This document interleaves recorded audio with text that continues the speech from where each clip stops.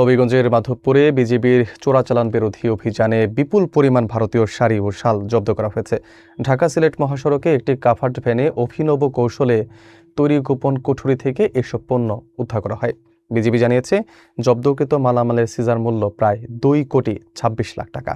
চোরাচালান চক্র শনাক্তে তদন্ত ও গোয়েন্দা তৎপরতা আরও জোরদার করা হয়েছে। বিস্তারিত থাকছে নাহিদ মিয়ার প্রতিবেদনে।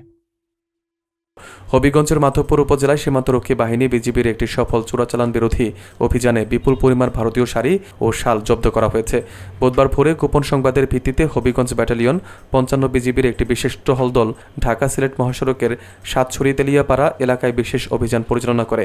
সীমান্ত এলাকা থেকে প্রায় 5 কিলোমিটার ভেতরে চালানো এই অভিযানে ভোর 4:45টার দিকে একটি কাভার্ড ভ্যান থামিয়ে তল্লাশি করা হয়।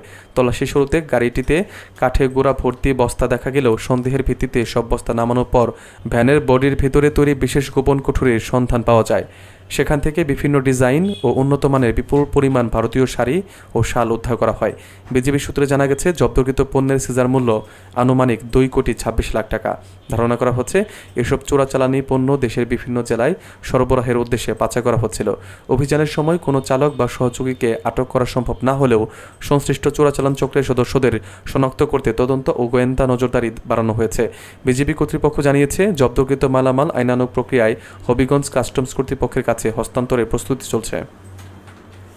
যখন আমরা কাভার ভ্যানটা আটক করা হয় তখন তার বডি দেখা হয় যে 25 ফুট। বস্তাগুলো নামিয়ে ফিতা দিয়ে মেপে দেখি ভিতরে থাকে 20 ফিট। এরপর দেখা যায় যে এখানে একটু আলাদা রকমের শব্দ হচ্ছে, যা দেখে বোঝা যাচ্ছে যে এখানে আরেকটা স্পেস আছে এবং সেখানে অবৈধ মালামাল থাকতে পারে।